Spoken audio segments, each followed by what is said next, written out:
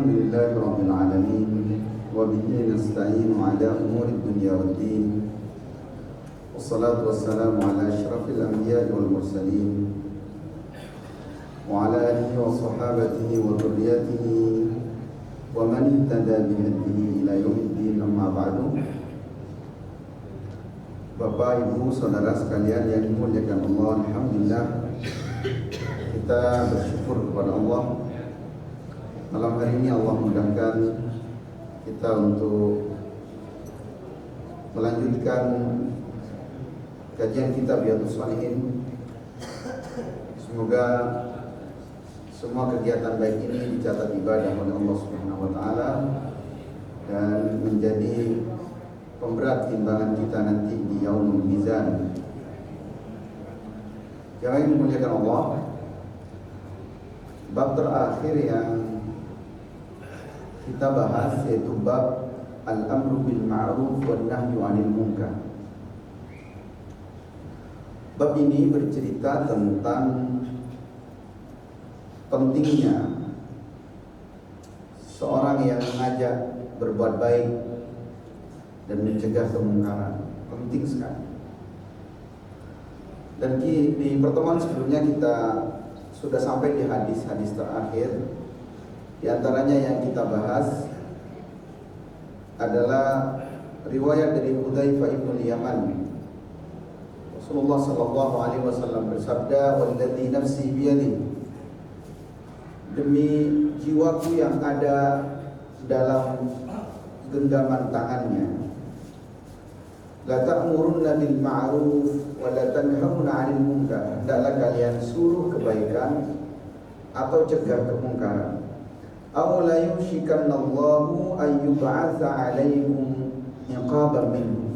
Atau kalau kamu tidak berperan, tidak ambil bagian untuk amar ma'ruf nahi munkar, Allah akan turunkan azab bagi kalian. Kemudian riwayat yang lain, yaitu riwayat dari Abi Sa'id Al-Khudri. Rasulullah sallallahu alaihi wasallam bersabda, "Afdalul jihad," seutama-utamanya jihad, "kalimatu adlin inda sultanin jair," perkataan yang benar di hadapan pemimpin yang berbuat dosa atau pemimpin yang membelok. Jadi meluruskan pemimpin, memberi nasihat pada pemimpin, itu termasuk seutama-utamanya jihad. Karena itu sangat berisiko. Karena pemimpin itu mestinya mereka punya apa yang disebut dengan bitanah. Bitanahnya itu harus orang yang senantiasa memberikan bisikan kebaikan. Makanya Umar bin Khattab, beliau punya asisten lah kalau sekarang, atau mungkin kayak semacam watim press, namanya Al-Hur. Jadi Al-Hur ini seorang yang hafal Quran, yang banyak paham tentang persoalan agama dan politik, sehingga Umar ketika mau memutuskan sesuatu, Umar mesti bermusyawarah dengan namanya Al-Hur bin Qais. Andai pemimpin itu pembisiknya penghafal Quran, watim presnya itu orang-orang yang hafal Quran, insya Allah negerinya akan makmur. Kemudian jamaah yang dimuliakan Allah, kita akan masuk bab baru. Sebenarnya bab ini untuk saya dan untuk para asatid yang ada di sini secara khusus. Tapi umumnya karena kita semua pendakwah, maka kita kena. Tapi secara khusus ini untuk para mubaligh, yaitu babu taghlidhi uqubati man amara bil ma'rufin aw nahiya 'an munkarin wa khalafa qawluhu wa fi'luhu. menjelaskan tentang bab beratnya siksaan atau beratnya hukuman bagi orang yang menyuruh kebaikan, melarang kemungkaran, tapi dia menyelisihi apa yang dia katakan. Perbuatannya nggak sesuai dengan yang dikatakan. Ngajak orang berbuat baik, tapi tidak berbuat baik. Nyuruh orang supaya tidak berbuat mungkar, tapi berbuat mungkar. Sekali lagi ini untuk secara khusus untuk kami para asatidz. Atau yang banyak dikenal pemimpin pemerintah yang menyelisih perbuatannya. Mereka yang buat undang-undang anti korupsi, mereka yang buat undang-undang memelihara lingkungan dengan baik, mereka yang buat undang-undang supaya menjadi pemimpin yang mengayomi rakyatnya dan sebagainya. Kalau menyelisih mereka yang kena duluan. Ayat-ayatnya yang pertama surat Al-Baqarah ayat 44. Ini cerita awal-awal atau ayat-ayat pembuka ketika Allah hendak menceritakan keburukan Bani Israel. Jadi kaum yang dimurkai oleh Allah di muka bumi. Mereka dimurkai oleh Allah. Dan kita ulang di dalam surat Al-Fatihah dengan kalimat ghairil maghdub. Al-maghdub itu maksudnya adalah al-Yahud. Jadi kita minta kepada Allah supaya kita dibimbing ke jalan yang lurus. Ghairil maghdubi alaihim, bukan jalannya orang yang dimurkai. Siapa yang dimurkai? Al-Yahud. Nah di surat Al-Baqarah ayat 44 Allah Subhanahu wa taala berfirman tentang salah satu alasan kenapa mereka dimurkai, yaitu atamuruna nasa bil birri wa tansawna anfusakum wa antum tatluna al-kitab. Mengapa kalian menyuruh orang lain berbuat baik sedangkan kalian lupa pada diri kalian, padahal kalian membaca Alkitab. Maksudnya di sini adalah Taurat. Kalian baca Taurat. Afala ta'qilun? Kenapa enggak mikir? Mana akalnya?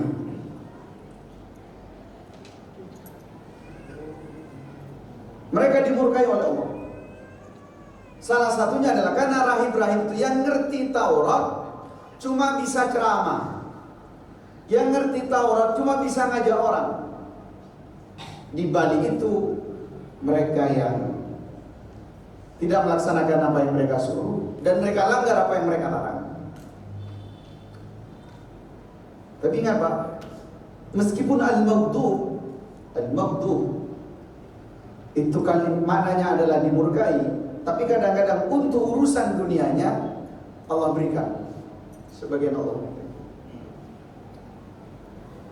Ya, ada sebagian orang bahkan semakin dimurkai oleh Allah malah semakin dikasih kenikmatan di dunia. Nanti ada hadis yang akan membahas bagaimana beratnya siksaan mereka di akhirat. Kemudian yang kedua, surat As-Saff ayat 2 dan ayat 3. Ini ayat sering dibaca oleh para imam. Insyaallah sebagian besar kita sering dengar ayat ini.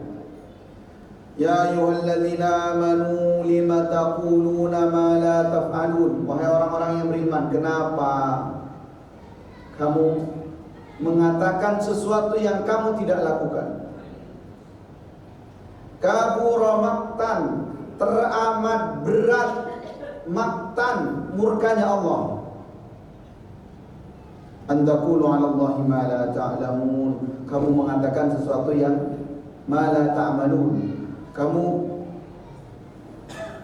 melakukan sesuatu yang tidak kamu lakukan. Kabura maktan indallahi antaqulu ma la taf'alun. Teramat berat murkanya Allah. Kalau tadi khitabnya untuk Bani Israel, kalau sekarang untuk orang yang di hatinya ada iman. Di dalam dirinya ada iman, terkena khitab ayat ini. Ya ayyuhalladzina amanu lima taquluna ma la taf'alun.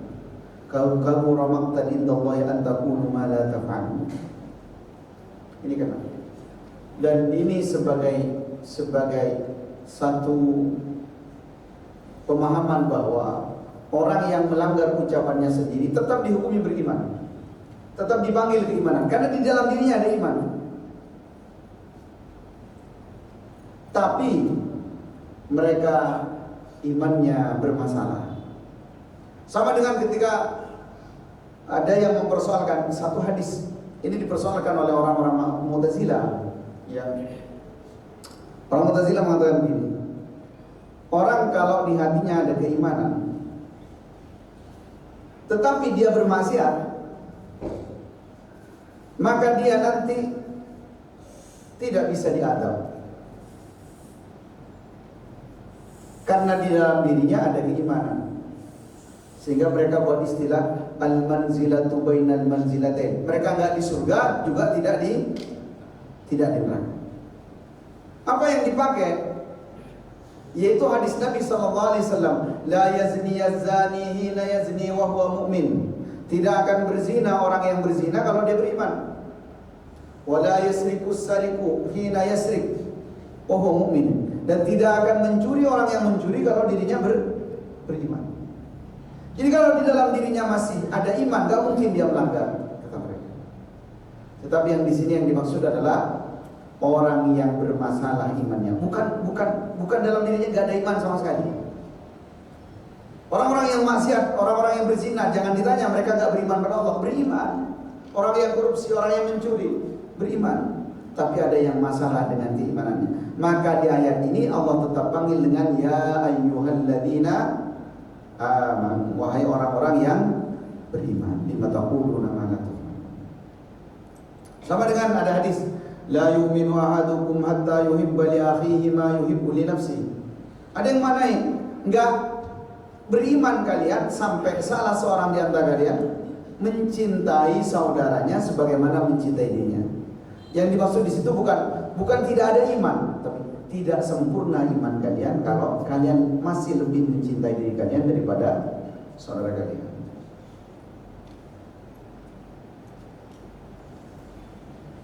Kemudian terakhir ayat yang dihadirkan oleh Imam Nawawi di dalam bab ini, surat Hud ayat 88 menceritakan tentang Nabi Syuaib.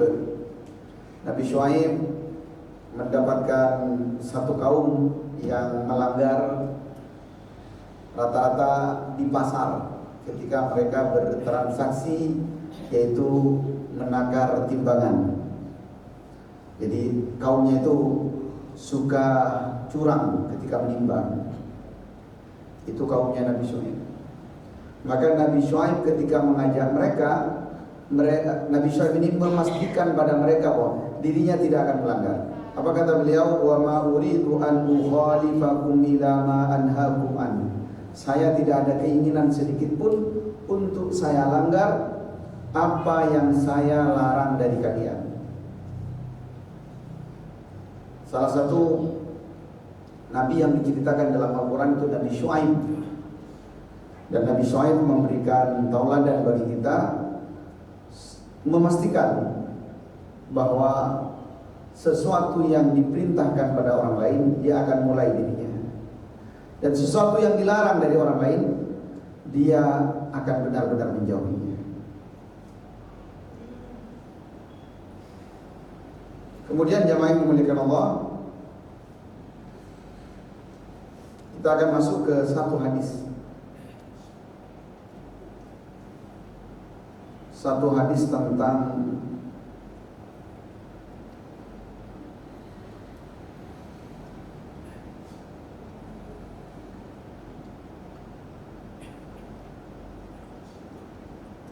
bab ini, tentang bab bahayanya jika hanya bisa menyuruh tidak bisa melakukan.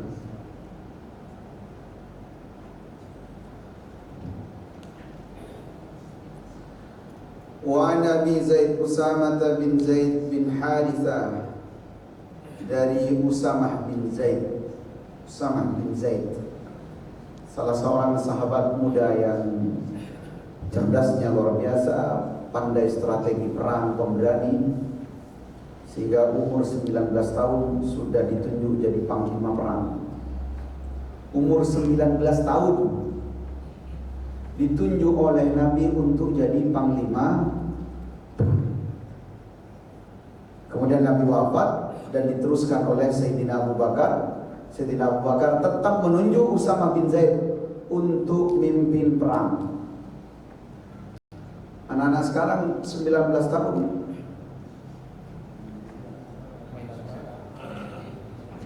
perang juga, tentang perang.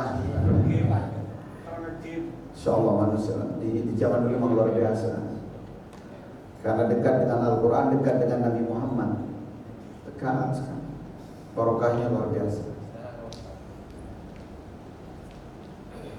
Radhiyallahu anhuma, semoga Allah meridai keduanya. Qala sami'tu Rasulullah sallallahu alaihi wasallam yaqul, saya mendengar Nabi bersabda, yu'ta birrajuli yaumal qiyamah, didatangkan nanti seorang pada hari kiamat, didatangkan, digeret. Ini kalimat ini menunjukkan betapa beratnya siksaan orang yang ada di neraka, sehingga nanti mereka tidak berjalan sendiri tapi digeret, dipaksa. Fayulqa finnar, kalimat yang menunjukkan berat juga siksaan mereka. Lalu mereka dilempar ke dalam neraka, bukan cuma dimasukkan seperti orang masuk ke dalam penjara sekedar diantar, bukan, dilempar.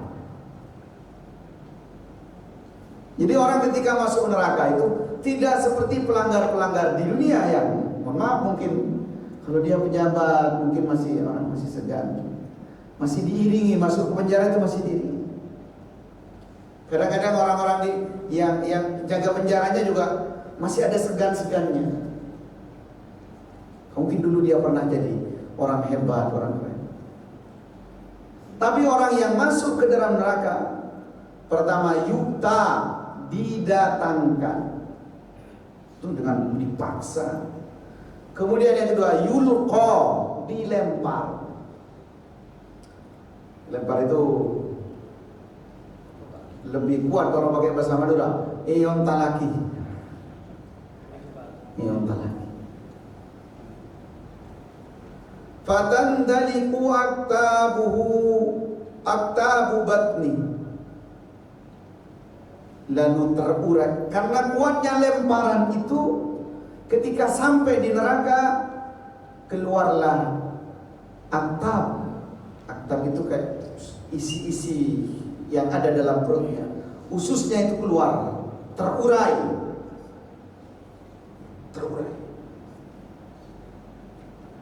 Fayaduru biha kama yadurul himar,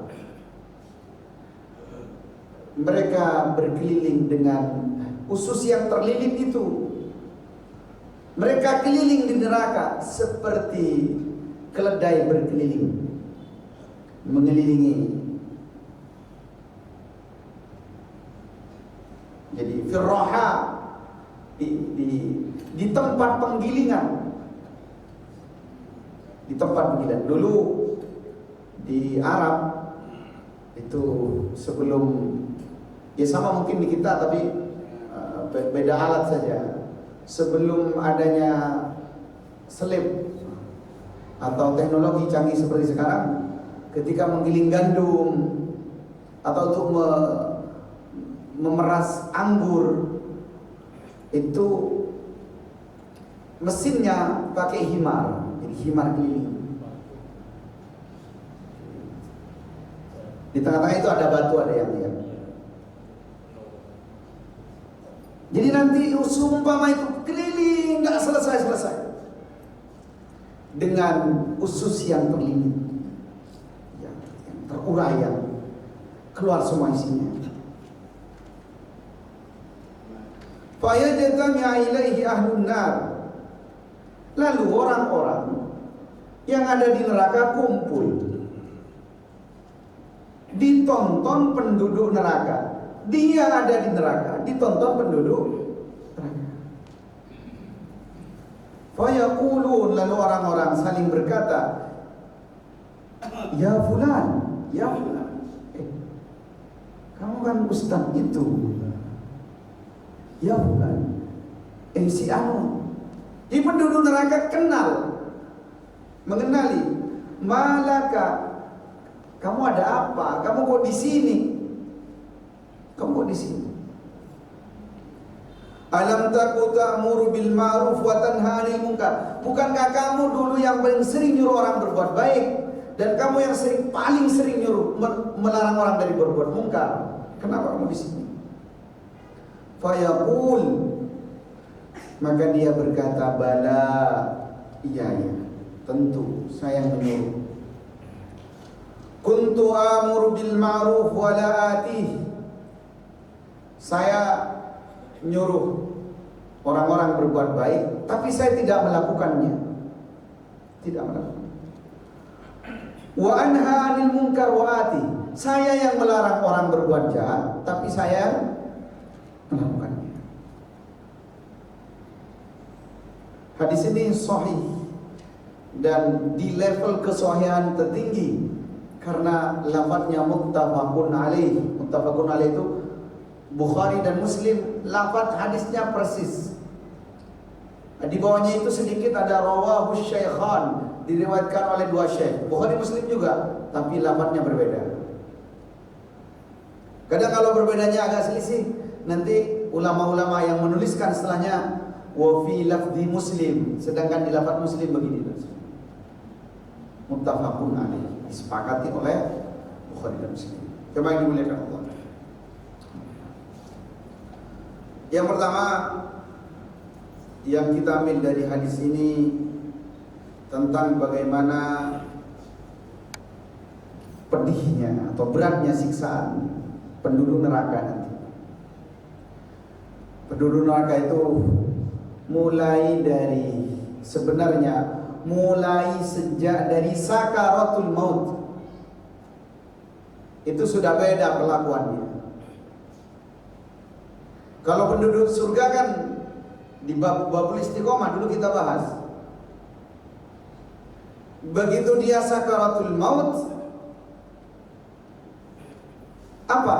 Tatanazzalu alaihimul malaikatu alla takhafu wa la tahzanu. Penduduk surga yang istiqomah, beriman pada Allah, istiqomah. Begitu sakaratul maut, malaikat turun beriringan. Apa kata malaikat? Malaikat saling berucap dengan kalimat lembutnya, berbisik pada si mayat ini. Alla takhafu wa la tahzanu. Kamu tidak usah khawatir ya. Kamu tidak usah sedih, kamu tidak usah takut. Wa abshiru bil jannati allati kuntum tu'adun.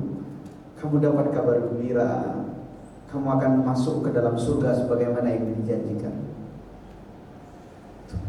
Malaikat, mudah-mudahan kita masuk yang ini, Pak. Insyaallah ini. Kira-kira amal kita sudah pantas sampai ini. Bayangkan. Dan mereka ingin segera ke sana, orang-orang yang beriman itu. Rasulullah SAW ketika hendak wafat itu dikasih pilihan, Pak. Kalau kita kan tidak dikasih pilihan. Sampai nih salah jadwalnya laku. Malaikat tuh gak nawar, Pak, laku pada malam. Rasul ditanya, Muhammad, tetap ingin bersama umatmu apa ingin kembali? Nabi menunjuk ke atas ilah rafiqil a'la. Katanya orang-orang beriman itu semakin sakaratul maut dia semakin rindu dengan kematiannya. Karena itu memang kuntum tu'adun, itu yang dijanjikan bagi mereka. Tapi orang semakin cinta dunia, semakin jauh dari akhirat, semakin takut mati. Saking sekoneng, corak mati. Sini obat. Bukan tak boleh berobat, cuma kayak gigi. Iya kok teman macam gigi. kayak kira pun mereka sarap bisa mati kira. Dari takut lah. Dan itu nanti penyakit yang hinggap pada manusia akhir zaman nanti. Apa itu? Keluhan, terlalu cinta dunia dan takut mati. Ta'alluqnya pada dunia itu kuat, mencengkram dia. Dia ingin berlama-lama. Dan orang kafir dan orang-orang Yahudi itu disebutkan di surat Al-Baqarah. Yawaddu ahaduhum law yu'ammaru alfasana. Mereka berangan-angan supaya hidup 1000 tahun. Bisa enggak? Makanya Pak, pengobatan-pengobatan yang menurut mereka bisa memperpanjang umur itu ada di. Bahkan kemarin di Cina itu sempat ada penelitian ya, yang diseriusi. Itu ada yang menyebutkan manusia bisa hidup 200 tahun. Itu kata mereka. Inilah yang kemudian bedanya orang beriman dan orang tidak beriman. Jadi malaikat turun dengan bisikan lembutnya, mereka semakin ingin masuk ke dalam surganya Allah. Yang tidak beriman, yang banyak maksiatnya, yang jarang sedekah, yang begitu wafat bahkan dia ingin kembali hidup lagi supaya bisa memperbaiki. Tapi itu hanya omongan saja.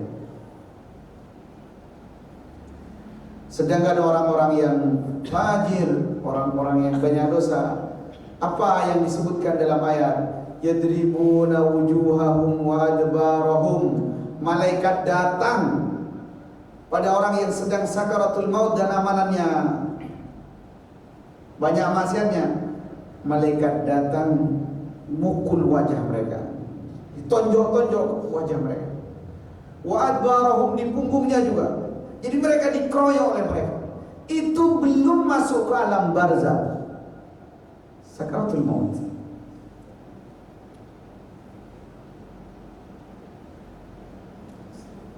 Sakaratul maut. Begitu juga setelah itu proses dikirimnya ruh. Dicabut ruh ini. Ruhnya orang-orang beriman ditaruh di atas kain kafan, disambut oleh malaikat menangganya. Jadi malaikat satu kesatunya terus disambut. Langit pertama disambut malaikat, baunya bau kasturi, tercium oleh penduduk langit. Siapa yang wafat? Si fulan. Saling bersahutan, dia telah diridhoi oleh Allah Subhanahu wa taala. Orang-orang yang fajir, orang-orang yang banyak dosa, begitu mau masuk pintu langit pertama, itu sudah ditolak. Gede di langit. Begitu juga nanti ketika proses di mahsyar, proses hisab, dan yang disebutkan di sini yaitu ketika dimasukkan ke dalam api neraka. Yang ke surga disambut oleh malaikat, salamun alaikum bima sabartum fadkhuluha. Selamat-selamat disambut. Tahu nih, karpet keturunan apa tahu nih? Kalau di kita kan kemewahan itu karpetnya warna merah, karpet merah. Kalau di neraka disambut apa? Masa? Di neraka sudah tidak ada sambutan. Cara masuknya digeret, kemudian begitu masuk dilempar. Ini bukan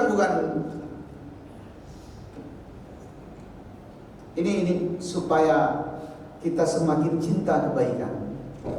Cinta kebaikan. Kemudian jamaah yang dimuliakan Allah, ini yang pertama, poin pertama, bahwa orang beriman dan orang-orang yang tidak beriman perlakuannya berbeda, utamanya ketika sudah masuk pada alam berikutnya. Kalau di alam ini Pak, di alam ini kadang-kadang mohon maaf, bahkan Allah memberikan kenikmatan bagi orang-orang yang ahli maksiat. Sanastadrijuhum min haitsu la ya'lam. Istidraj. Kemudian saya lakukan ini, Mak Donald Trump bakun sehat. Mak Netanyahu jadi itu aki dan seger jualan. Innama numli lahum liyazdadu itsma. Mereka tambah umur supaya ditambah dosa. Kalau tambah dosa, tambah adabnya. Maka saya sering ke diskotik corak lancar cekinetannya. Saya korupsi tak. Kabeh kana takut makin. Jen aman jen. Sudah tenang Pak. Penghakiman yang sebenarnya nanti di hadapan Allah. Kan modern gak kira lagi. Ongke tekanan darah ongke. Pembenyai betul. Apa banyak amal semua. Dari dulu, dari kerajaan-kerajaan dulu juga begitu. Justru kenikmatan bagi orang beriman itu saat apa?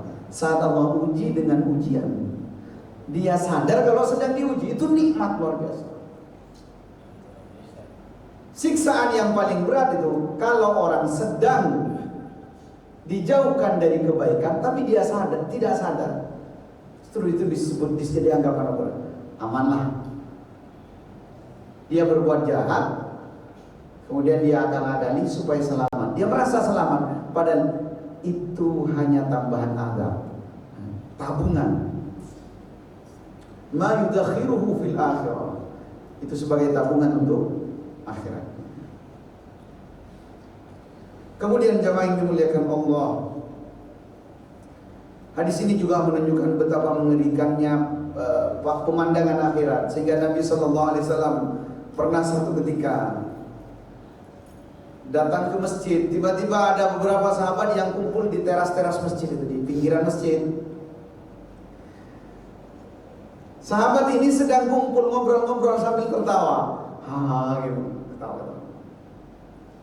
Kemudian Nabi mengingatkan mereka, "Lau ta'lamuna ma'alam." Andai kalian tahu apa yang saya tahu, la bakaitum katsiran wa la dhahaktum qalila. Kalian akan banyak menangis. Kalian akan sedikit tertawa. Akhirnya apa? Sahabat diam semuanya ketakutan. Rasulullah pulang ke rumah beliau, datang malaikat Jibril. Allah menyuruh malaikat Jibril, "Ya Muhammad, lima taqnat ummati." Wahai Muhammad, kenapa kamu membuat putus asa umatku, hambaku? Lima taqnat ibadi, kenapa kamu membuat putus asa hamba-hambaku? Akhirnya Nabi balik kepada mereka. Artinya apa?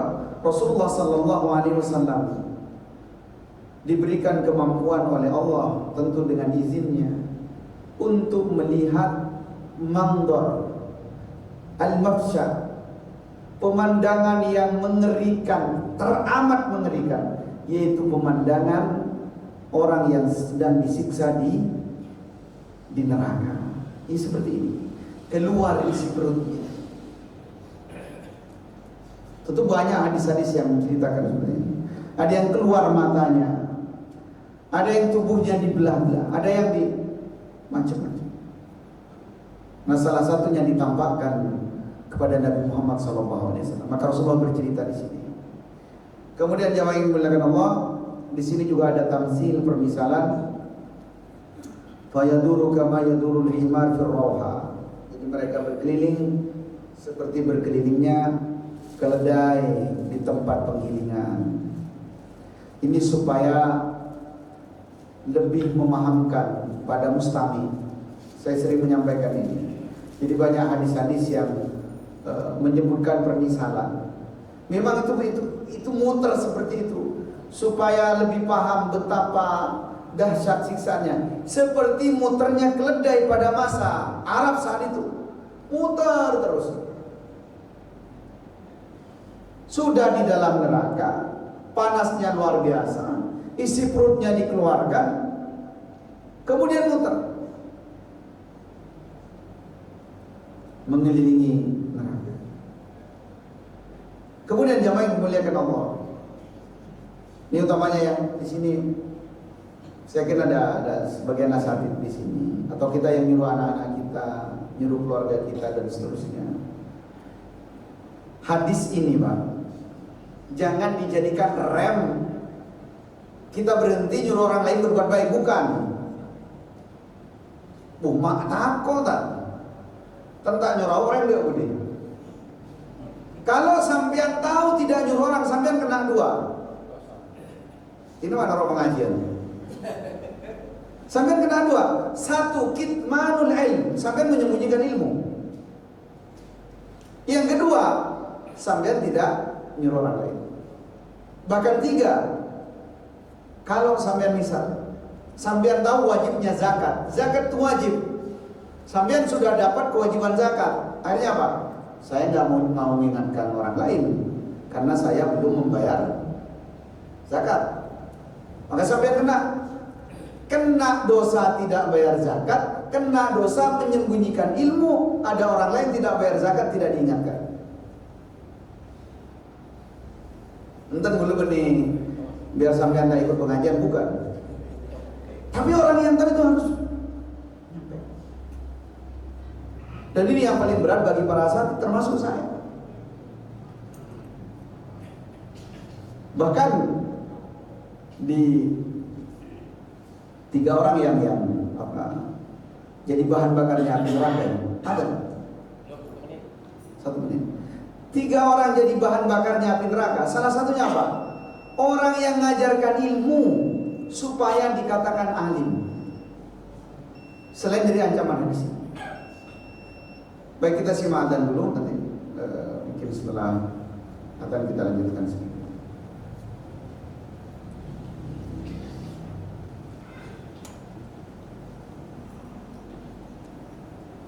Allahu Akbar, Allahu Akbar,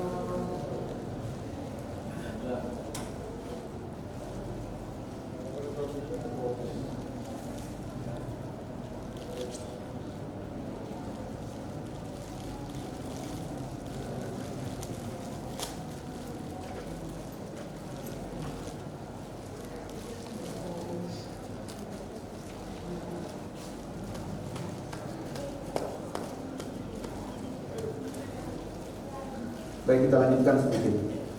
Untuk menunjukkan betapa siksa neraka itu semakin berat. Di dalam hadis ini disebutkan fayajtami'u ilaihin nas, orang-orang berkumpul melihat dia. Jadi ini hukuman khusus, secara khusus diperuntukkan bagi public figure. Jadi yang melihat dia, yang menonton dia adalah orang-orang yang pernah dia nasihati, orang-orang yang pernah kenal dia. Dan yang nonton dia adalah orang-orang penduduk neraka yang juga hina.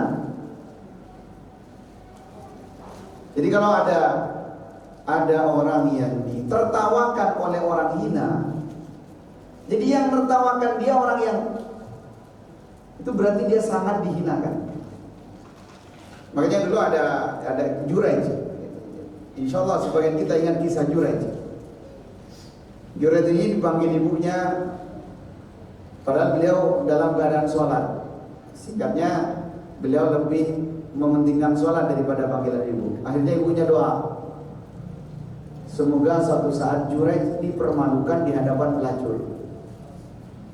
Dan betul nanti pada saatnya Juraij dituduh berzina, tapi dia tidak berzina. Dan di persidangan ketika hakim memutuskan, Juraij ditertawakan pelacur, dihina. Meskipun nanti di penghakiman berikutnya Juraij terbebaskan dari tuduhan itu. Artinya untuk menambah kehinaan penduduk neraka yang karena pelanggarannya adalah menyelisih ucapannya sendiri, maka Allah Subhanahu wa taala menambahnya dengan orang-orang yang sesama penduduk neraka ini berkumpul mengelilinginya dan bertanya, bukankah kamu dulu yang nyuruh, dan bukankah kamu yang sering mencegah orang dari berbuat munkar? Katanya, iya saya sering nyuruh, tapi saya tidak melakukan. Iya saya sering melarang orang berbuat munkar, tapi saya yang melakukannya. Ini yang kemudian menjadikan murka Allah sempurnakan nanti di hari kiamat ketika seorang dimasukkan di dalam neraka. Ini yang kemurkaan yang sebenarnya. Hadza wallahu a'lam bishawab. Barangkali ada hal-hal yang perlu didiskusikan. Kita punya waktu sampai iqamah insyaallah.